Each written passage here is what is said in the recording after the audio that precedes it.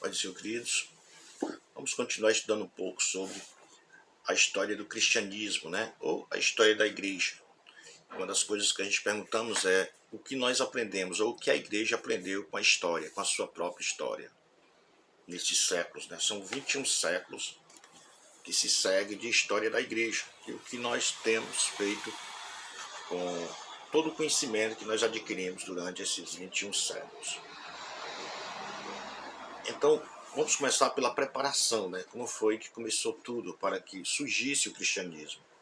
Uma das coisas que tornam o estudo da história da igreja cristã uma inspiração é que esse estudo nos convence de que Deus está realmente operando a salvação do gênero humano no mundo em que vivemos. Em parte alguma, verifica esta operação divina mais claramente do que na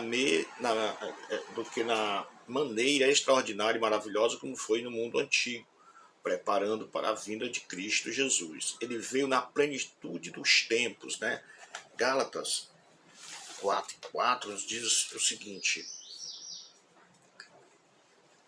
mas vindo a plenitude dos tempos, Deus enviou seu Filho, nascido de mulher, nascido sob a lei, né? A plenitude dos tempos. Então, o palco estava montado, né, para Jesus nascer.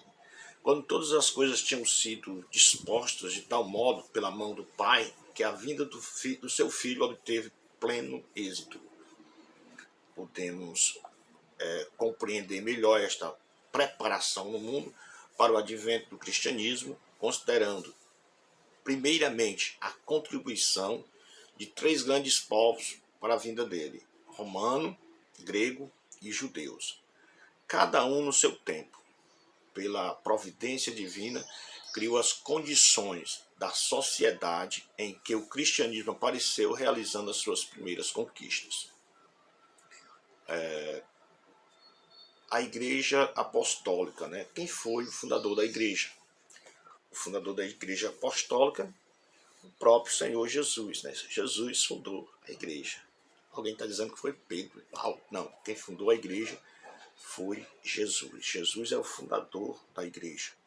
O Senhor Jesus é mais o fundador do que o fundador da igreja. É mais do que o fundador da igreja, do que fundador da igreja. Isso significa que isso fica evidente pelo uso do tempo futuro que faz em Mateus 16:18, ao dizer: sobre esta pedra edificarei a minha igreja. Lucas destaca isso ao nos informar em seu evangelho acerca de tudo que começou a fazer pelos apóstolos sob a direção do Espírito Santo. Então, Jesus é mais do que mais o fundamento do que o fundador da igreja. Então, Jesus é o fundamento, né? É o fundamento e fundador da igreja. Porque sem ele não existiria igreja, né? Ele é o fundamento, né, principal. O início da igreja, quando começou a igreja. Num certo sentido, a igreja cristã ele teve seu nascimento quando o Senhor Jesus ele chamou seus primeiros discípulos. Os homens que se convertiam pela pregação de Cristo começaram a segui-lo e a se congregarem em Cristo. Efésios 1:10. Vamos ver o que diz Efésios 1:10. Está aqui pertinho de Gálatas. Então, Efésios 1:10 diz assim: de fazer convergir de Cristo todas as coisas na dispensação da plenitude dos tempos, tanto os que estão nos céus como os que estão na terra, né? Então, Efésios fala sobre isso. De modo natural, formou-se em torno de Jesus, tendo como pessoa central um agrupamento que foi o início da igreja. Comumente, porém, se diz que a história da igreja cristã ela teve início no dia do Pentecostes, no fim da primavera do ano 30, 50 dias após a ressurreição do Senhor Jesus e 10 dias depois da sua ascensão ao céu. Então, nosso calendário está 5 anos atrasado, né?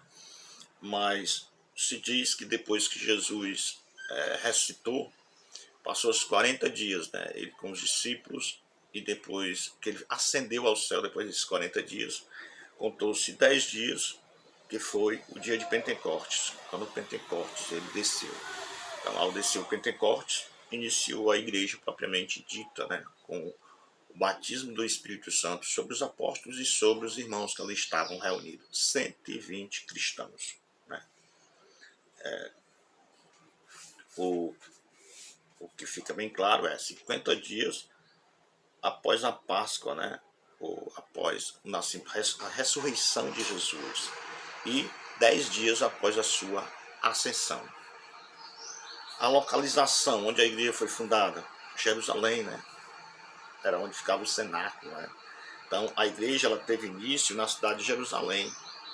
O Senhor Jesus Cristo já tinha dito aos seus discípulos que depois de Jerusalém, né?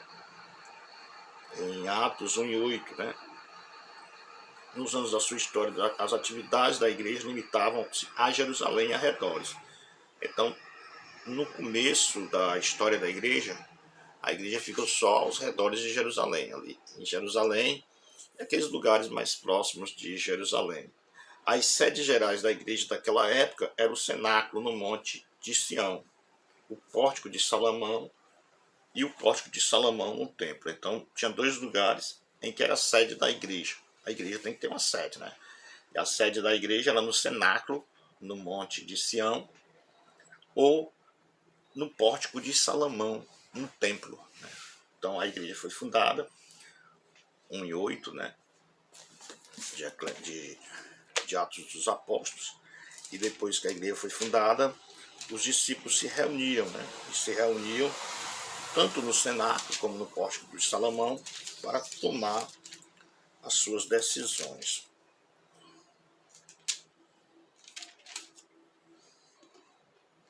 Olha o que diz em 1 e 8. Mas recebereis o poder do Espírito, mas recebereis poder ao descer sobre vós o Espírito Santo, e sereis minhas testemunhas tanto em Jerusalém, como em toda a Judéia e Samaria e até aos confins da terra. Então, era propósito do Senhor Jesus que a igreja fosse até aos confins da terra. Né? Até aos confins da terra, a igreja estava sendo dirigida aí.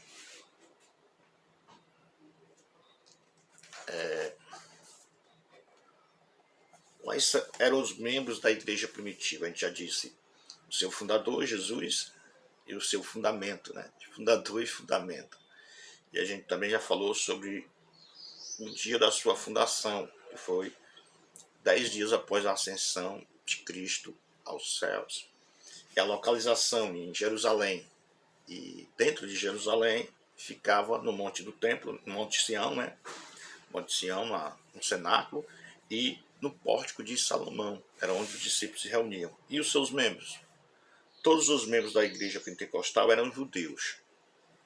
Tanto quando podemos perceber, nenhum dos seus membros, bem como nenhum dos integrantes da companhia apostólica ou do colégio, né, a princípio podia crer que os gentios fossem admitidos como membros da igreja. Ninguém acreditava que alguns dos gentios fossem admitidos como membros da igreja. Quando muitos admitiam que o mundo gentil, povos que não eram judeus, se tornaram judeu para depois aceitar Cristo. Então, na mentalidade dos primeiros membros da igreja, o gentil tinha que se tornar judeu para depois aceitar Jesus. Nunca um gentil poderia aceitar Jesus diretamente.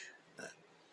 E os judeus da época, eles dividiam-se em 3 classes, né?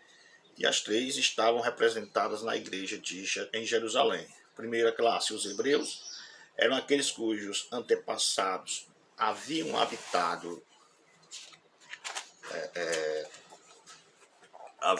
a Palestina durante várias gerações.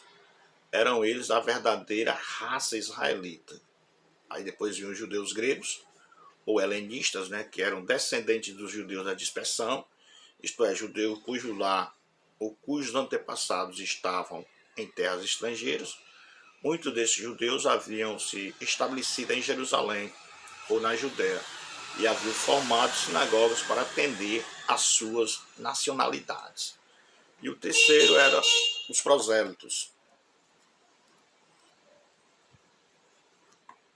Os prosélitos, eles eram pessoas que não são descendentes de judeus, os quais renunciaram o paganismo, aceitavam a lei judaica e passavam a pertencer à igreja judaica.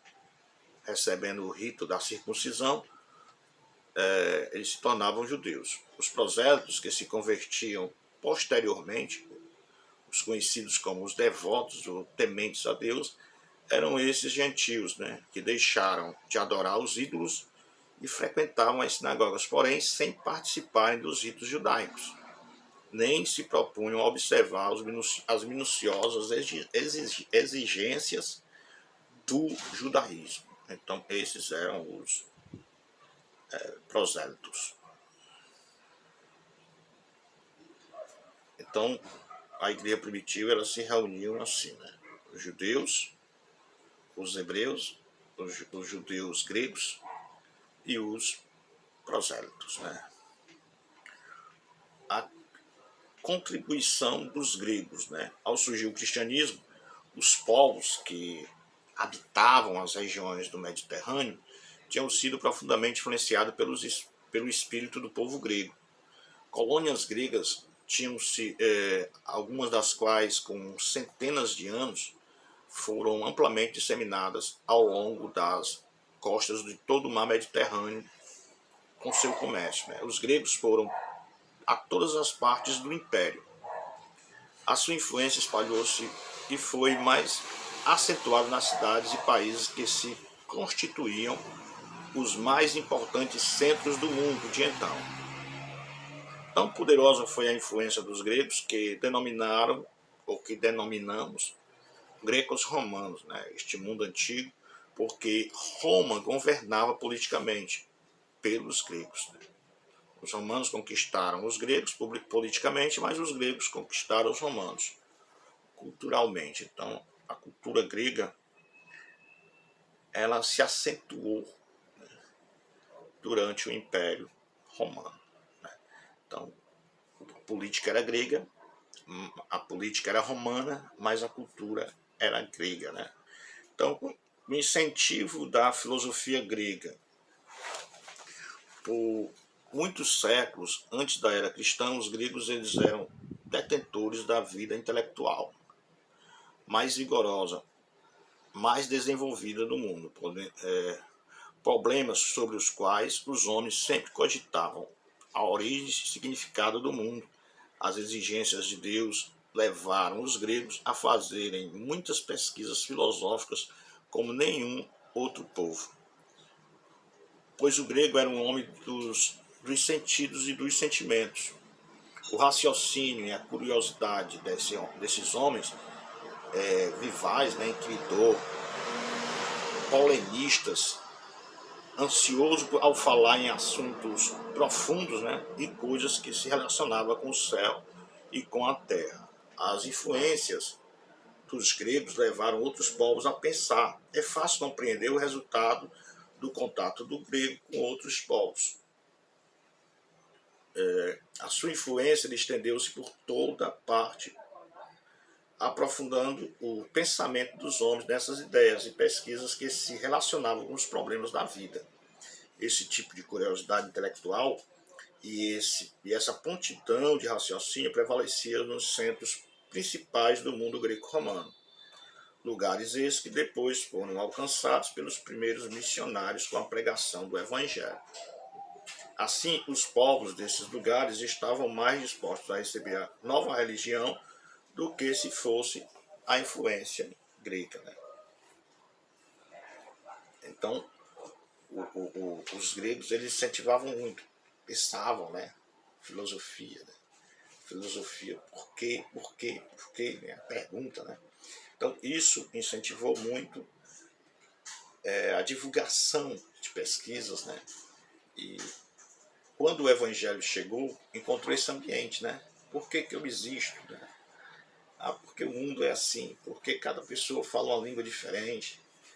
a vários deuses, né, e tal. E isso influenciou muito o povo a ir atrás de respostas, né? Fomentou, na verdade, no homem a busca ou a pesquisa ou a busca pelas respostas, né? Daí vem a filosofia grega, né, que ainda hoje é bem divulgada no mundo, né? E a língua, pessoal, ela passou a ser universal, uma língua universal. Na época se falava o grego. Tanto é que nós temos o grego koiné, né, que era a língua, nosso testamento em grego koiné, que era a língua, caiu aqui o negócio, vou pegar, que era a língua que o povo falava naquela época, né? Então, o Novo Testamento foi escrito em grego popular, né, que todos compreendiam. Então, ao espalhar uma língua universal, eles fizeram uma outra contribuição muito importante ao preparo do mundo para o advento do cristianismo, disseminando a língua em que esta seria pregada ao gênero humano pela primeira vez, né? Então, o evangelho universal, ela precisava de uma língua universal para poder exercer o impacto real sobre o mundo. Os homens têm procurado, desde a Torre de Babel, criar uma língua universal para que possam anunciar suas ideias uns aos outros sem problemas. Assim como o inglês no mundo moderno e o latim no mundo medieval, erudito, né, o grego tornou-se no mundo antigo, ao tempo em que o Império Romano apareceu, né, a língua universal. Os primeiros missionários, como por exemplo Paulo, fez quase todas as suas pregações nesta língua, no koiné, né, ou dialeto comum do grego. E nela foram escritos os livros que vieram a constituir o Novo Testamento, de modo que a religião universal encontrou para sua propaganda e conhecimento. Foi por Deus providenciado por intermédio do povo grego, né? Então, o grego, eu internei aqui velhinho, mas ainda com as bênçãos de Deus, né? Muito bom. Então, essa foi a maior contribuição dos gregos. A filosofia e a língua, né? A cultura em si é uma cultura grega, uma cultura avançada. Então, pessoal, a contribuição dos judeus, né? Então, a missão do povo judeu. Os hebreus, ou judeus, né? Alguns chamam judeus, outros chamam os hebreus, mas são o mesmo povo. Eles constituíram um povo divinamente indicado para mordomos da verdadeira religião. Romanos 3, 2 e Deuteronômio 4, do 7 ao 8. A missão deles foi receber de Deus uma revelação especial a respeito do próprio Deus, né, e da sua vontade, assenhorando-se desse ensino divino, né, a proporção que iam recebendo numa revelação progressiva, eles preservaram tais ensinos na sua pureza e integridade, de modo que na plenitude dos tempos, eles, os judeus, se constituíam uma bênção para todos os povos, né? Então, eles receberam as palavras divinas e preservaram na língua deles, né? E eles não alteraram, né? Sempre eles tinham cuidado quando eles iam transcrever para não perder uma única letra dos livros do Antigo Testamento. Por isso que eles preservaram a palavra de Deus até nós. Os primeiros cristãos foram preparados no judaísmo, e os judeus, como se tem dito, com muito acerto, eles pregaram o berço do cristianismo. Eles fizeram os preparativos para o seu nascimento e o alimentaram na sua primeira infância. Prepararam antecipadamente a vida religiosa em que foram instruídos o Senhor Jesus mesmo e todos os eruditos primitivos, inclusive os apóstolos missionários. Em parte alguma do mundo, no mundo, ao surgir o cristianismo, havia uma religião tão forte como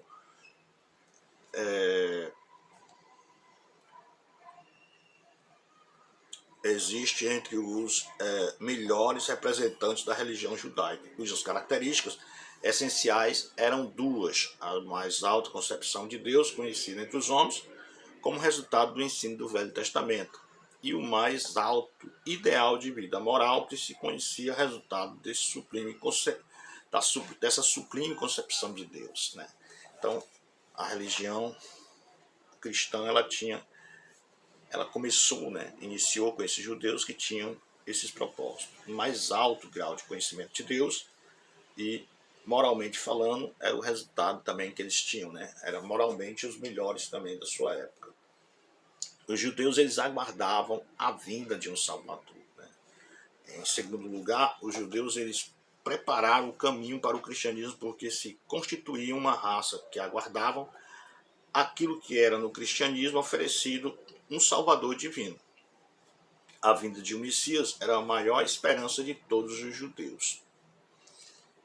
Os judeus eles ofereciam ao mundo a esperança de um Messias que estabeleceria a justiça na terra. Jamais houve entre os demais povos uma esperança ou perspectiva do futuro compatível à esperança messiânica dos judeus.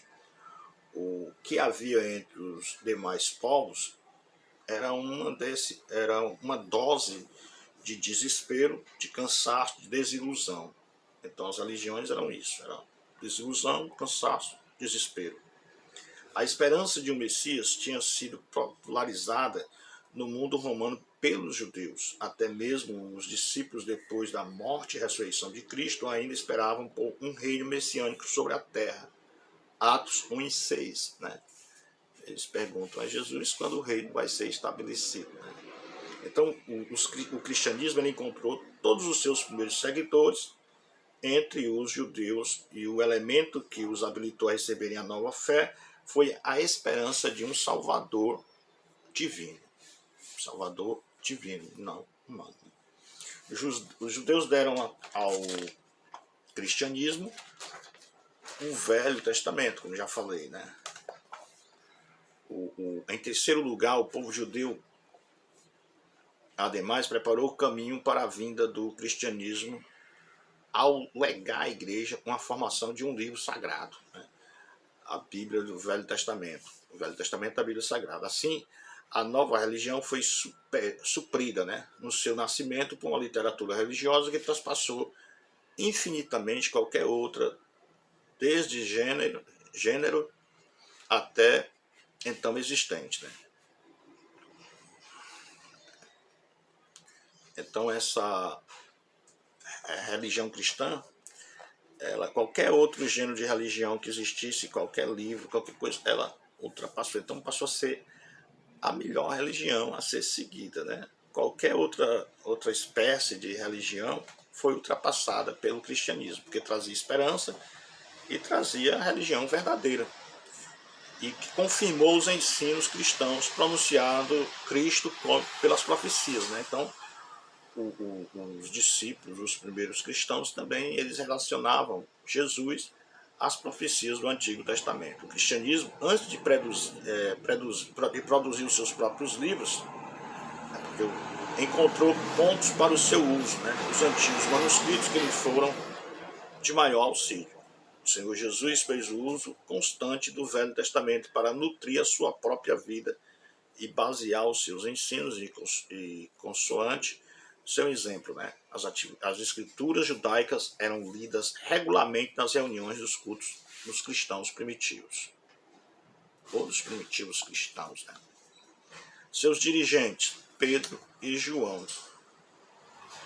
A leitura dos primeiros 6 capítulos do livro de Atos dos Apóstolos dá a entender que durante esse período o apóstolo Pedro era o dirigente da igreja. Em todas as ocasiões, era Pedro que tomava a iniciativa de pregar, de operar milagres e de defender a igreja, né? Que então nascia. Isso não significa que Pedro fosse o Papa, o dirigente oficial nomeado por Deus. Tudo aconteceu como resultado da prontidão de Pedro em decidir, de sua facilidade de expressão e de seus espíritos diretivos, né? Ao lado de Pedro, os homens práticos encontram João, o homem contemplativo, né, espiritual, e raramente falava. porém tudo em grande estima pelos crentes. Uma igreja comparativamente pequena em número, né? Todos da mesma raça, todos obedientes à vontade de Deus, todos na comunhão do Espírito de Deus. Pouco governo humano era necessário. Esse governo era administrado pelos 12, os quais atuavam como um só corpo, sendo Pedro apenas o porta-voz. Uma frase que se lê em Atos 5,13 indica que o alto conceito em que eram tidos os apóstolos tanto pelos crentes como pelo povo, né? Então, os cristãos, eles eram autoconceito. Não precisava muita coisa não, né? Governo humano para quê?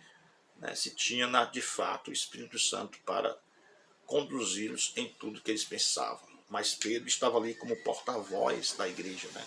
Como porta-voz dos apóstolos, e falava em nome dos apóstolos, né? Não que Pedro fosse a figura, o primeiro papa, né? Mas na verdade Pedro era o porta-voz dos cristãos. E já João falava pouco, né? Mas era grande e contemplativo. Então João, ele operava como se fosse um co-pastor de Pedro, né? Pedro sendo pastor, representando a igreja, e João o co-pastor. Então, as doutrinas da igreja primitiva, né, no início da teologia, ou crenças da igreja, era simples. A doutrina sistemática foi desenvolvida mais tarde por meio do apóstolo Paulo. Entretanto, podemos encontrar nos sermões de Pedro 3 pontos doutrinários de ensinos essenciais, né? O primeiro ponto: maior era o caráter messiânico de Jesus, isto é, Jesus de Nazaré era o Messias, o Cristo durante tanto tempo esperado por Israel. Outra doutrina essencial para a ressurreição de Jesus, né?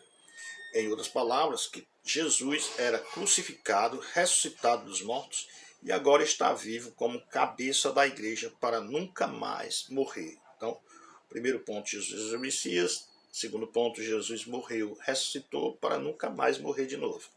E a terceira das doutrinas cardeais da igreja, contida no discurso de Pedro, era a segunda vinda de Jesus. Isto é, o mesmo Jesus que foi levado ao céu no tempo determinado voltaria à terra para reinar com a sua igreja. Então, esses 3 pontos fez parte do primeiro sermão de Pedro e da doutrina da igreja primitiva. Jesus era o Messias, Jesus morreu e ressuscitou, e Jesus voltaria para buscar a sua igreja. Esse sermão já tem mais de 20 séculos. O culto da igreja primitiva, como era o culto? Os cristãos primitivos não concebiam a igreja como um lugar de culto, como se faz hoje. A igreja significava um corpo de pessoas numa relação pessoal com crédito, né? Para tanto, os cristãos se reuniam em casas, Atos 12:12, no templo, Atos 5:12.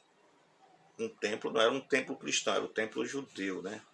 Era o templo de Zorobabel, ali, o templo de Herodes. Não era um templo que os cristãos tivessem construído. Nos auditórios públicos das escolas, né? Atos 19:9 também, eles se reuniam, e nas sinagogas até quando foram permitidos. Então, enquanto permitiam eles estar na sinagoga, eles estavam lá. Atos 14:1-3. Né? Então, eles se reuniam nesses lugares. O lugar não era tão importante como o propósito de encontro para comunhão uns com os outros e para culto a Deus. No primeiro século, 2 cultos eram realizados no primeiro dia da semana, domingo, adotado como um dia de culto por ter sido em que Cristo ressuscitou dentre os mortos, né? Atos 3:7, né? E 1 Coríntios 16:2, Apocalipse 1:10. O culto da manhã certamente incluía a leitura da Bíblia, conforme Colossenses 3:16, exortação pelos presbíteros da igreja local, oração e cânticos, Efésios 5:19. Então, a festa do amor, em 1 Coríntios 11:10, o ágape, ela precedia a ceia do Senhor no culto à noite, né? Então, o ágape, ela iniciava e a ceia seria à noite. festa da comunhão, ao final do primeiro século, a festa do amor tinha praticamente desaparecido, sendo a ceia celebrada no culto da manhã. Plínio descreveu as igrejas para Trajano como aqueles que se encontravam ao romper do dia, cantavam hinos e prometiam viver corretamente, né? Então era assim que era celebrado o culto na igreja primitiva. Então, começou com a festa do ágape, depois ia para a Santa Ceia. Mas depois também desapareceu a festa do ágape e ficou só a Santa Ceia pela manhã. Conforme o grau de perseguição, as estratégias também mudavam. Então Deus abençoe a todos e na próxima a gente voltaremos com a contribuição dos romanos. Paz do Senhor Jesus.